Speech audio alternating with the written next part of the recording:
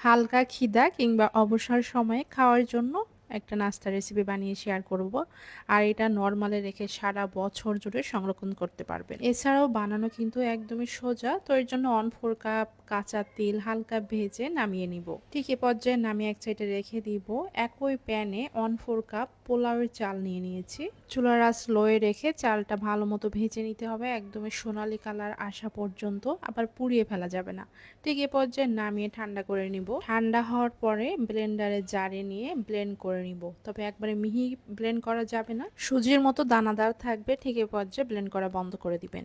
এরপর একই প্যানে আমি 1 টেবিল চামচ ঘি নিয়েছি, 3 কাপ পরিমাণে নারকেল কোরানো নিয়ে নিচ্ছি। এই রেসিপিতে অবশ্যই ফ্রেশ নারকেল ব্যবহার করবেন। এখানে 3 কাপ হচ্ছে একটা নারকেল ভাঙার পরেই কিন্তু আমি মেজারিং কাপ দিয়ে মেপে নিয়েছি। তো একটা নারকেলে 3 কাপ পরিমাণে হয়েছে, এটা কম বেশি হতে পারে।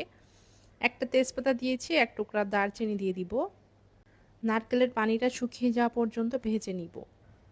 আর এটা বানাতে চুলার আঁচটা কিন্তু লো আঁচে রেখেই রান্না করতে হবে। এরপর এখানে আমি খেজুরের গুড় দিয়ে দিচ্ছি। চাইলে বাজারের কেনা পাটালিটা হচ্ছে গ্রেড করেও দিয়ে দিতে পারবেন। তো এখানে মিষ্টিটা আসলে টেস্ট অনুযায়ী দিয়ে দিতে হবে। এরপর গুড় থেকে যে এক্সট্রা পানি বের হবে, ওই পানিটা কমে যাওয়া পর্যন্ত আমি চুলার আঁচটা লোয়ে রেখে রান্না করে নিব। বেশ অনেকক্ষণ পর্যন্ত এটা রান্না করতে হবে, যেহেতু চুলার আঁচ লোয়ে রাখতে হবে, আর তা না হলে কিন্তু পুড়ে যাবে।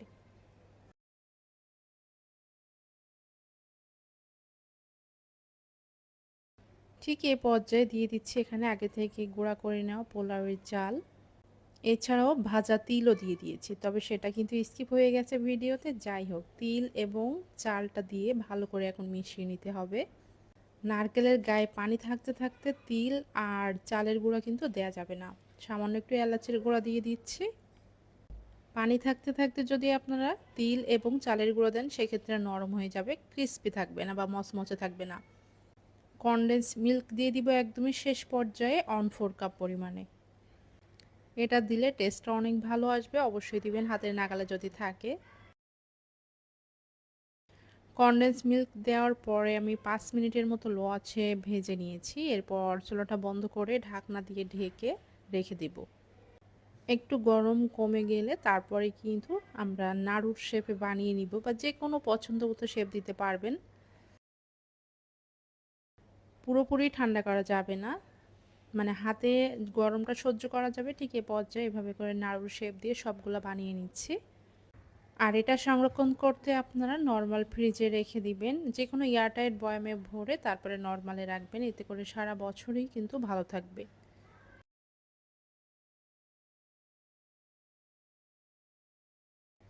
তিলটা এবং পোলাওয়ের চাল দেওয়ার কারণে এটার ঘ্রাণটাও কিন্তু অনেক বেশি মানে ভালো এসেছিল। আশা করব বাসায় আপনারাও বানিয়ে দেখবেন, আপনাদের কাছেও ভালো লাগবে। রেসিপিটা ভালো লাগলে শেয়ার করে দিবেন। সবাই ভালো থাকবেন। আল্লাহ হাফেজ।